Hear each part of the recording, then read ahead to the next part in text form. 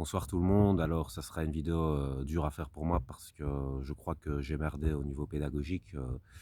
J'ai tenté plusieurs façons d'expliquer ma façon de voir les choses. Peut-être que j'ai été maladroit, j'en sais rien. J'ai essayé de faire ma part comme le colibri en tout cas.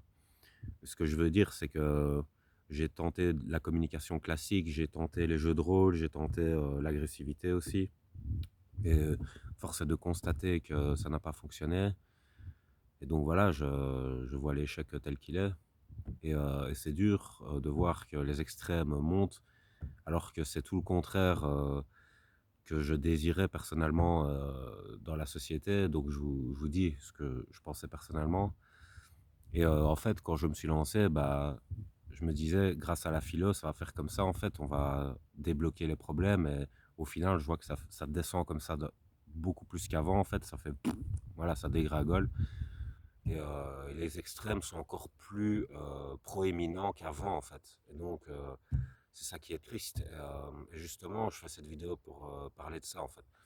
Je vais passer par la dégradation des relations entre les hommes et les femmes, qui nous vient des États-Unis. Il y a plein d'autres exemples de la décadence de la société vers les extrêmes. Il n'y a pas que celui-là, il y a aussi le racisme, il y a aussi d'autres idéologies. Voilà, il y a plein de trucs qui divisent les gens et les gens s'extrémisent en fait. Donc je vais essayer d'expliquer ça. Pourquoi le rapport entre les femmes et les hommes se tend? Parce que bah, les gens qui sont dans les extrêmes sont dans des idéologies psychorigides et ils ne contextualisent plus leurs pensées. Et en fait, c'est comme s'ils n'étaient plus capables de renouveau en fait. Donc ils sont dans une genre de revanche haineuse. Je sais que ça n'apparaît pas comme ça, parce qu'ils portent un masque de faux bonheur, etc. Mais le fond, dans l'arrière-pensée, c'est de la revanche. Et donc, je ne pense pas qu'on puisse construire des bases solides d'une société sur la revanche. C'est Gandhi qui a dit œil pour œil, dent pour dent, et le monde finira aveugle et denté. Et donc, je pense pas, je pense que, et ça, c'est un sujet par rapport à la peine de mort, c'est ça qui est important. Jean-Claude Van Damme avait dit si vous tuez un assassin, le nombre d'assassins sur Terre reste à changer. Et effectivement, je pense qu'il faut être fort pour ne pas tomber dans le même vice que son adversaire, entre guillemets. Et je pense que c'est cette force de renouveau, d'aller vers le haut, qui a construit la société démocratique. Je ne pense pas que ce soit le vice des piranhas qui s'attaquent dans la fosse septique qui a permis l'élévation de la société. Et donc, par rapport aux extrêmes, bah, c'est ça que j'aimerais expliquer. Alors, il y a les incels chez les hommes qui sont des involontairement célibataires. Donc, c'est des hommes qui détestent toutes les femmes et ils ont, comment dire, ils ont une genre de haine envers elles. Le truc, c'est qu'ils n'ont pas de sociabilité avec les femmes. Donc, ça aussi, la sociabilité, ça peut aider à calmer les tensions idéologiques dans le sens où, quand on est confronté à la réalité et qu'on confronte notre idéologie à la réalité, si on n'est pas de mauvaise foi, bah, notre idéologie peut être résorbée, on va dire. Et donc, on peut revenir un peu vers le juste milieu. Quand il y a pas ça, bah, c'est un peu plus compliqué, mais c'est pas pour ça que c'est pas le cas. Et c'est pas parce qu'on a de la sociabilité qu'on n'est pas dans l'idéologie non plus. Donc ça, je vais y venir après. De l'autre côté, vous avez les incel femmes, on en parle beaucoup moins parce que c'est les féministes radicales qui gueulent. Elles sont plus discrètes, mais en tout cas, elles peuvent avoir des relations avec les hommes, on va dire. Donc c'est pas involontairement dans le sens qu'elles pourraient pas sortir avec un homme, contrairement aux incel hommes où eux c'est plus involontaire réellement, ils peuvent pas quoi. Mais là c'est parce que elles détestent les hommes et donc elles se retirent en fait de la sociabilité avec les hommes. Donc ça existe des femmes comme ça, des femmes seules qui détestent le genre opposé. Et entre, enfin pas entre, mais dans les extrêmes toujours, mais de manière plus vicieuse, vous avez les virilistes radicaux et les féministes radicales. Et en fait, ces gens, bah, ils ont décidé de retourner dans la sociabilité. Mais le problème, c'est qu'ils n'ont pas guéri, en fait. Ils sont toujours blessés. Et ils font passer ça pour de la force, alors que c'est de la faiblesse. Euh, et donc, en étant toujours blessés, en étant dans le déni de cette blessure, en portant un masque, bah, ils agressent le sexe opposé, même les modérés. Les modérés, ceux qui sont au juste milieu, c'est celles et ceux qui n'ont pas d'idéologie, en fait, qui font en fonction de la réalité tout court et qui commencent pas à avoir des idées psychorigides, comme Par exemple, les féministes radicales qui détestent les hommes. J'ai déjà vu sur Internet une féministe radicale répondre à un gars en disant toi tais-toi le XY. Donc vous avez vu à quoi vous êtes réduit dans la façon de penser, c'est du fascisme en fait, il faut dire ce qui est. Et donc chez les hommes aussi ça existe, je ne vais pas nier ça, il existe des virilistes radicaux, ils traitent les femmes comme des objets, donc c'est la même chose et voilà, ils pourraient utiliser ce genre de terme. J'en ai connu des virilistes radicaux, donc j'ai déjà entendu leurs conversations et effectivement c'est dégoûtant, donc voilà. Le problème avec ces gens-là, c'est qu'eux, ils sont dans la sociabilité, donc ils jouent à un jeu en fait. Et le truc, c'est que ils sont dans la revanche, mais ils sont dans le déni de cette revanche et donc ils blessent les autres. Et ils se pensent forts de faire ça en fait. C'est genre un viriliste radical, il peut collectionner les relations avec les femmes, mais il va toutes les maltraiter psychologiquement ou physiquement. Et une féministe radicale, elle va faire pareil.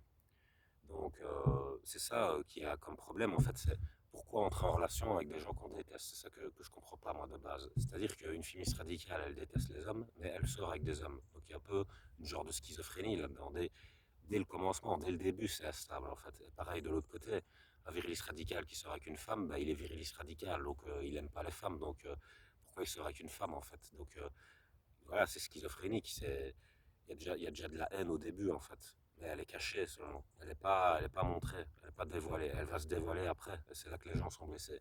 Alors quand les gens sont blessés, ben, la tentation la plus facile, c'est de rejoindre un extrême en fait, parce que c'est notre instinct grégaire qui nous fait combler cette blessure. Et donc on se dit que comme on a avec des gens qui pensent comme nous, ben, on a raison, mais c'est pas comme ça que ça marche. Il y a des vérités transcendantes. Si par exemple vous sautez d'une falaise sans qu'il y ait de moyens pour vous aider, etc., qu'il y a juste la gravité, vous allez vous éclater en bas, c'est tout. Et c'est une vérité transcendante, c'est pas quelque chose qu'on peut changer. On ne claque pas des doigts et puis en fait, hop, d'un coup, on se met à voler. Voilà, non, c'est. Et donc, il faut prendre en compte la réalité de les interactions. Et c'est ça qui est triste, en fait. C'est ça que. Et en fait, ce qui se passe aussi, c'est que ça contamine les enfants, ça. Et je voyais qu'on parlait du harcèlement scolaire, parce qu'il y a de plus en plus de jeunes qui se font harceler et il y en a qui se suicident. Le problème de ces extrêmes, c'est qu'ils sont dans le déni quand ils poussent les autres au suicide. Ils font comme si c'était pas eux et tout ça, comme si la personne était responsable d'elle-même, qu'elle avait un problème mental. Donc, ils ont zéro sens de responsabilité, les extrêmes. Et donc, je veux dire que les parents, ben, ils ont des enfants et ces enfants-là, ils les copient, quoi. Donc, ils reproduisent ce comportement-là à l'école et ils font du harcèlement. Donc, vous pouvez avoir des filles qui se font harceler juste parce qu'elles sont des filles, des mecs qui se font harceler juste parce qu'ils sont des mecs. Vous pouvez avoir des gens qui se font harceler parce qu'ils sont d'une telle couleur ou d'une autre. Vous pouvez avoir des gens qui se font harceler parce qu'ils sont d'une religion ou d'une autre. Vous pouvez avoir des autistes qui se font harceler parce que, en général, le profil qui n'aime pas les autistes, c'est les narcissiques. Pourquoi? Parce que les autistes ont compris qui ils étaient, donc ils sont dégoûtés, donc ils ne veulent pas avoir affaire à eux, donc les narcissiques viennent les emmerder parce que ça les énerve de voir leur vrai visage au travers de quelqu'un, même si cette personne n'est pas en interaction avec eux, c'est juste comme ça, c'est instinctif, c'est quelque chose de bestial, mais donc ils viennent harceler, et voilà, c'est ça qui mène à des drames, donc il faut arrêter de déconner les gens, arrêter de pourrir les enfants avec votre propre pourriture, et arrêter de voilà, il faut revenir au juste milieu. Alors, encore une fois, je me laisse emporter, mais je n'ai pas envie d'être vindicatif ou d'être provocateur dans cette vidéo. Réellement, j'aimerais réellement qu'on se pose et qu'on regarde les choses, quoi. Et que, voilà, calmement, et qu'on se dise qu'il faut revenir au juste milieu. Alors là, je m'adresse aux gens qui sont déjà au juste milieu, pas les gens qui sont dans la psychose des extrêmes, donc ceux qui voient les choses. Euh, je ne vais pas pouvoir tenir tout seul. Je peux pas tenir une aussi grande charge mentale, les gars. Je peux pas être sur plusieurs terrains comme ça en même temps parce que, oui, je pense à la psychologie, mais je pense aussi à la science, je pense à la philo, je pense au droit, je pense à l'économie, je pense à la politique, je pense à plein de sujets et ça se dégrade partout. Et en fait, quand ça se dégrade, le poids est plus lourd à porter, c'est-à-dire la charge mentale est plus lourde. Donc, si on rajoute des poids de tous les côtés, j'essaye d'être solide un maximum, de donner tout ce que j'ai, mais à un moment donné, je vais céder. Donc, moi, j'ai besoin de gens. Donc, je m'adresse à vous, les Jedi du milieu, femmes, hommes, tout ce que vous voulez, tout le monde, tous ceux qui sont au milieu, pour résister. Parce que je sais bien que Quand on est au milieu, bah, on n'a pas de problème, on est dans la bonne communication, on est dans le respect, etc.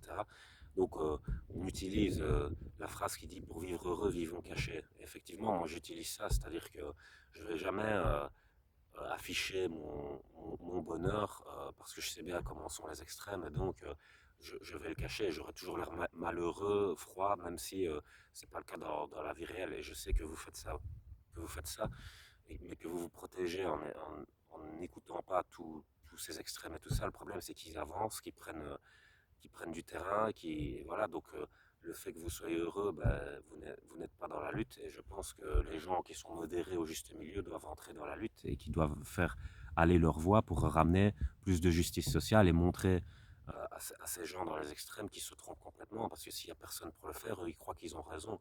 Ils sont dans une forme de grandiosité euh, et c'est d'ailleurs pour ça que ces gens qui sont dans les extrêmes adoptent des comportements sadiques. Le sadisme, c'est la compensation d'un complexe d'infériorité par l'écrasement d'autrui et en jouir. Et donc ces gens, en fait, comme ils savent bien qu'ils sont déséquilibrés, décalés, ben, ça les fait jouir de voir les autres se déséquilibrer aussi. Et donc c'est complètement instable comme situation. Parce que c'est ceux du milieu qui tiennent la société. S'il n'y a plus personne au milieu, la société s'effondre. Ok, elle s'effondre. C'est pas, les extrêmes croient que c'est grâce à eux que la société tient, c'est complètement faux. C'est complètement faux. Eux, ils sont en train de la dégrader. C'est pas grâce à eux qu'elle tient. Et donc, c'est ça que je veux dire. Je sais pas quoi dire de plus, à part que j'ai besoin de vous, quoi. J'ai besoin de gens qui reviennent au milieu, parce que pour moi, la meilleure théorie que j'ai jamais pensée de ma vie et qui me suivra jusqu'à la fin, c'est la théorie de l'équilibre. Et je pense que c'est ça la voie du salut, entre guillemets, c'est de respecter l'équilibre. Parce que si on ne fait pas ça, plus ça se déséquilibre, plus c'est catastrophique. Plus on construit un monde insupportable. Et même ceux qui construisent ce monde insupportable ne le supportent plus eux-mêmes. Le problème, c'est que pour résoudre un problème, il faut aller à la source. Il faut aller à la cause de ce problème. Mais les gens qui sont eux-mêmes la cause d'un problème et qui rejettent tout le temps la faute à l'extérieur, comment on fait en fait? Comment on fait pour résoudre le problème, puisque ce problème est à l'intérieur d'eux. On ne peut compter que sur eux pour se battre contre eux-mêmes, contre le problème qui émane d'eux-mêmes. Et c'est pour ça que j'aimerais aussi m'adresser aux gens qui sont dans les extrêmes. Je ne veux pas vous juger, etc. On ne sait pas ce qui arrive dans la vie, on peut avoir des hauts, des bas, on peut tomber, on peut avoir du mal à se relever, etc. On peut avoir plein de problèmes.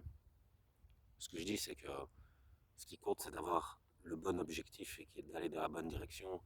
Et pour moi, la voie du milieu, c'est la bonne direction. Donc même si on n'y est pas, on peut tendre vers ça, essayer d'y aller. Et je pense que c'est ça qu'il faut faire.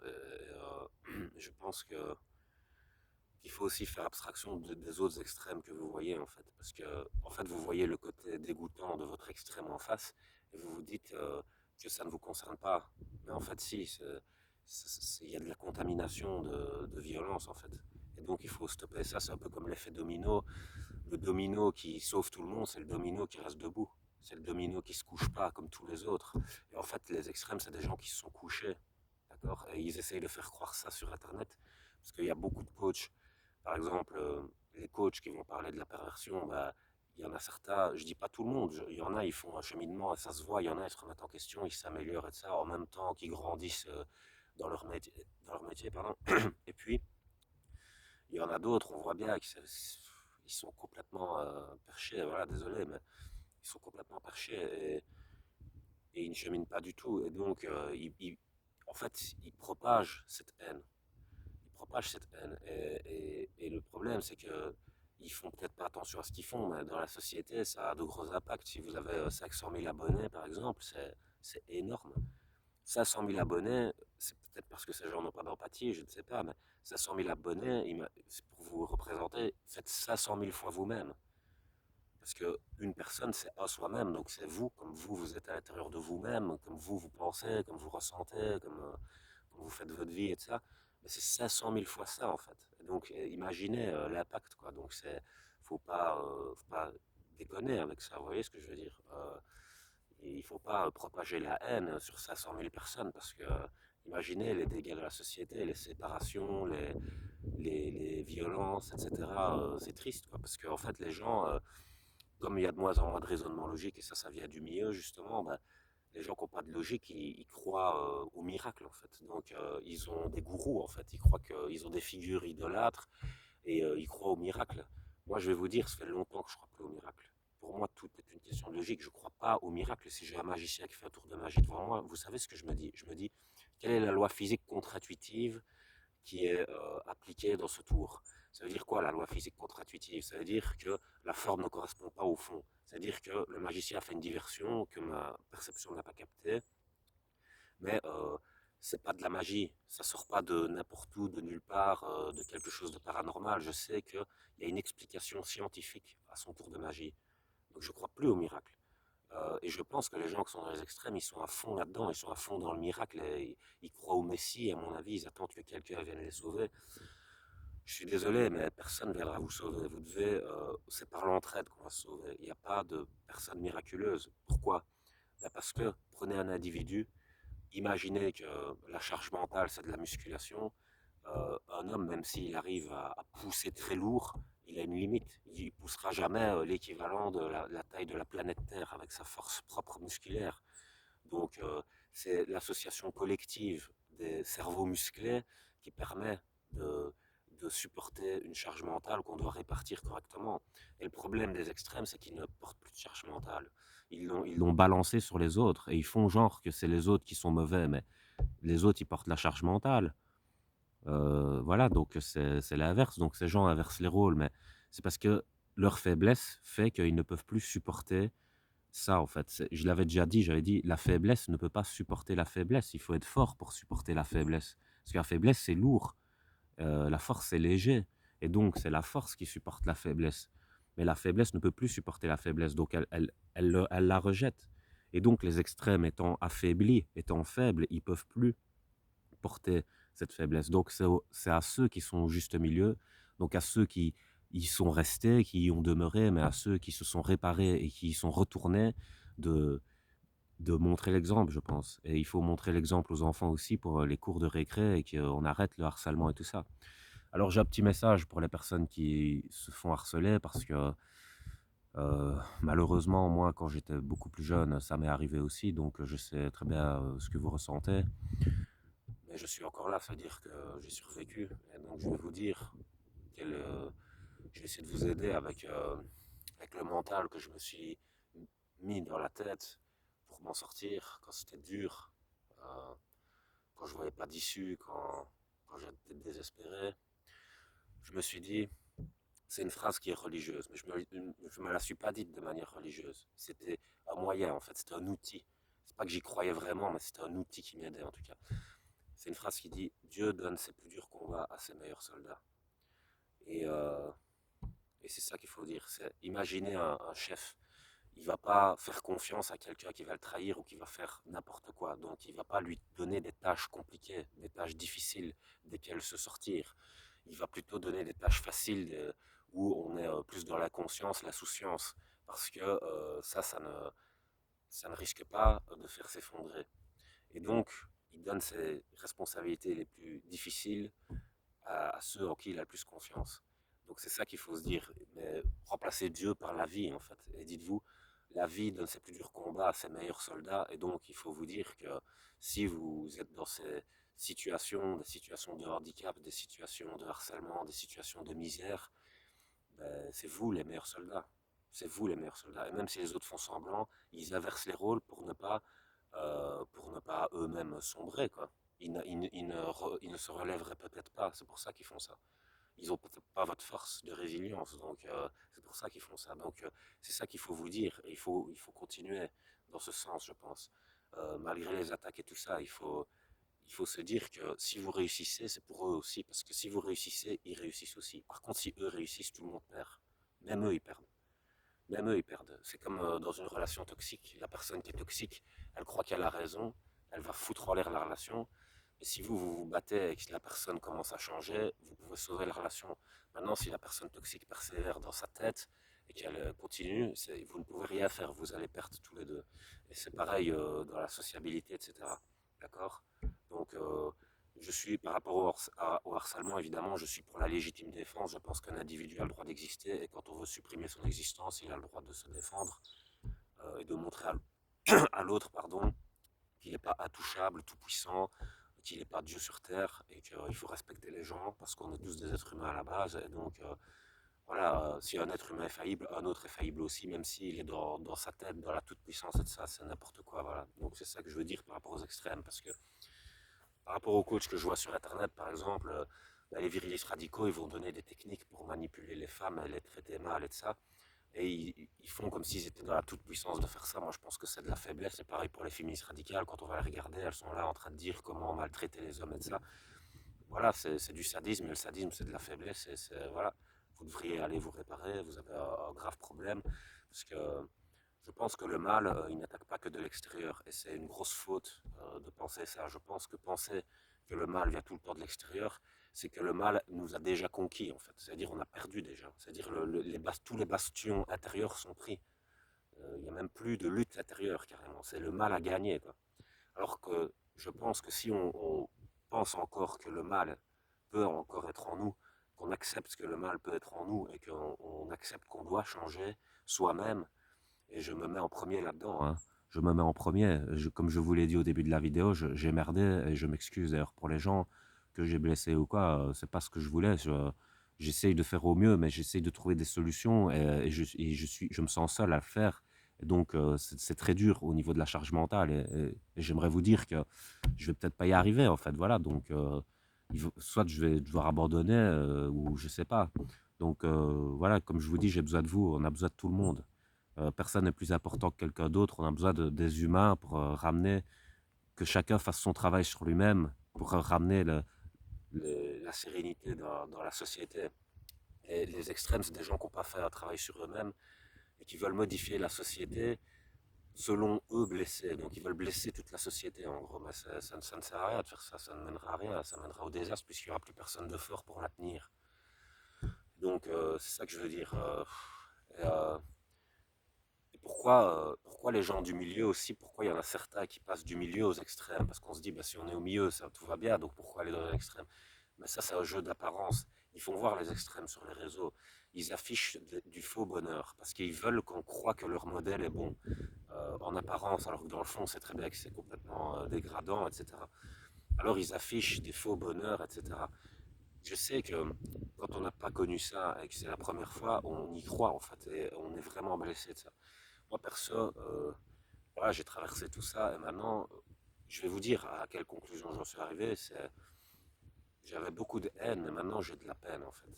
Je vais pas dire que ça me fait rire parce que pourquoi ça, dire ça, c'est un déni en fait. Ça, ce serait être dans le narcissisme, dire ça, dire oh ça me fait rire. Ça veut dire j'ai la haine, mais je fais comme si j'avais pas la haine. Donc je mets une forme de déni devant moi, vous voyez. Et en fait, oui, j'ai ressenti de la haine. Je vais pas mentir parce que je trouve que le non-respect humain, pour moi, c'est indigne et les comportements fascistes me dégoûtent. Voilà. Et pour ça, et aussi la peine, ça c'est quelque chose que je ressens vraiment parce que les gens qui sont comme ça, qui sont dans cette faiblesse, ils font de la peine.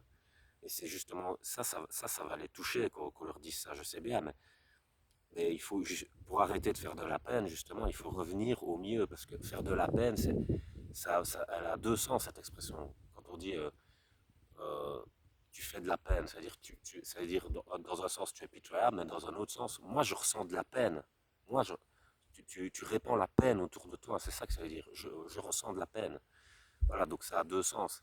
Et, euh, et je pense que les gens du milieu, ceux que j'ai dit les Jedi, comme je dis de partout, il faut que il faut qu'ils tiennent leurs valeurs en fait. Il ne faut pas qu'ils tergiversent et qu'ils doutent d'eux-mêmes à se dire ouais, peut-être que mes valeurs ne sont pas si bien, peut-être que c'est eux qui ont raison vu ce qu'ils affichent et tout ça. Croyez pas en l'apparence, croyez vraiment au fond du résultat que vous voyez, parce que je pense que les extrêmes, ils ont un problème avec le résultat. Ils n'ont pas de vision du résultat, ils n'ont pas de notion de conséquence en fait, parce que s'ils l'avaient, ils ne penseraient pas comme ça. Ils sont dans le déni du résultat provoqué par eux-mêmes. Et donc forcément, ils n'ont pas de notion de résultat dans l'absolu.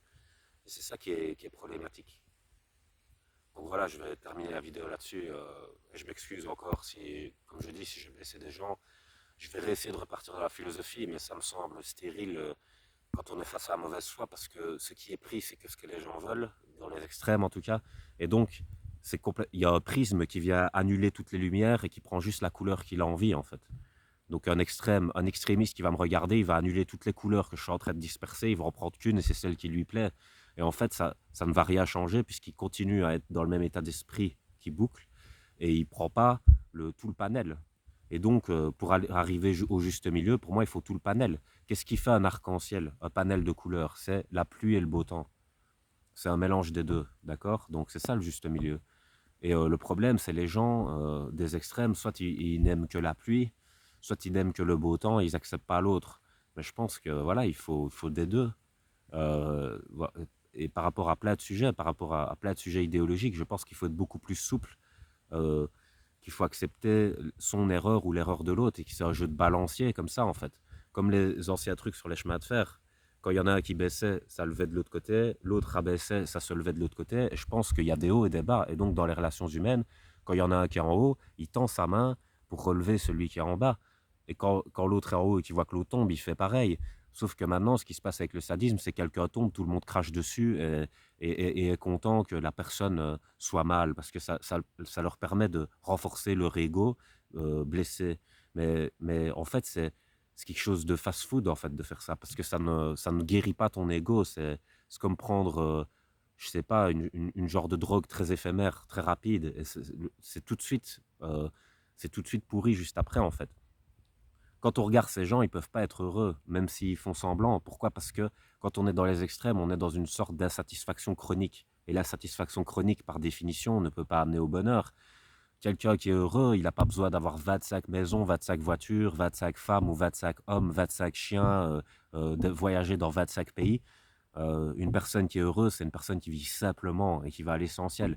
Une personne qui a une maison, simplement une voiture, enfin qui sait se déplacer, pas forcément une voiture, qui a quelques amis, quelques personnes qu'elle aime et elle est présente pour ces personnes.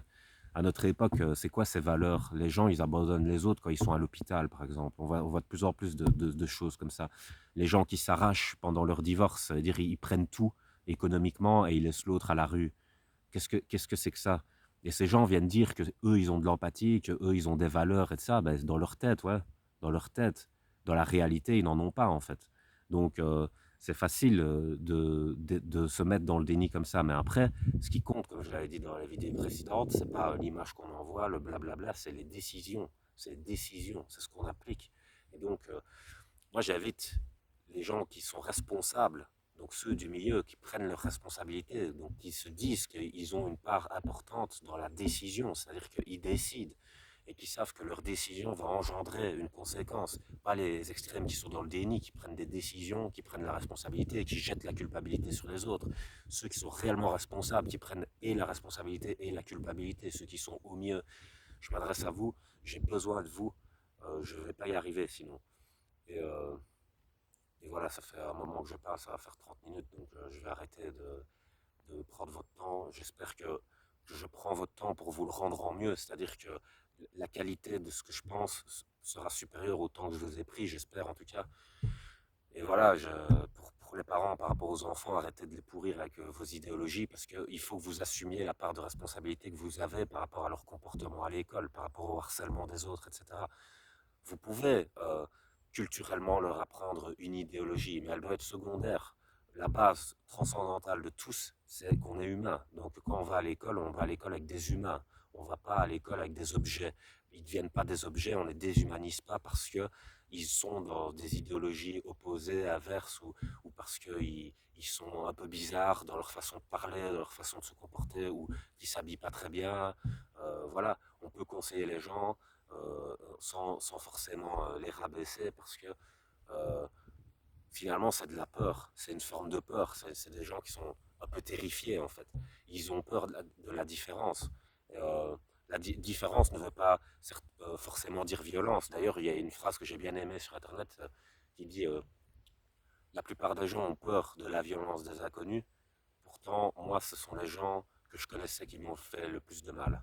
Donc voilà, c'est une phrase à méditer, ça. C'est pas forcément l'inconnu qui est mauvais, peut-être que le connu peut l'être aussi. Donc c'est encore une question de nuance. Peut-être que l'inconnu peut être mauvais, peut-être qu'il peut être bon, peut-être que le connu peut être bon, peut-être qu'il peut être mauvais. Et donc c'est ça qu'il faut se dire. Voilà. Voilà, désolé encore. Et voilà, je sais plus quoi dire. Je vais vous laisser sur ça. Je m'excuse une dernière fois pour les gens que j'ai blessés. Même les narcissiques, parce que moi, ça me fait pas plaisir que des gens se sentent pas bien. Même les narcissiques, c'est juste que moi, il faut bien que je me défende, en fait. C'est tout. Je ne peux pas les laisser faire quand je suis agressé. Mais moi, ça me fait pas plaisir de voir quelqu'un qui est mal. D'ailleurs, quand je suis en conflit et que je vois que l'autre est vraiment mal, je stoppe, moi. J'arrête. Je ne peux pas pousser plus. J'ai un sur moi qui me dit, qu'est-ce que tu fais, mec? Qu'est-ce que tu es en train de faire? Et ce sur moi, c'est mon côté adulte, en fait, je pense.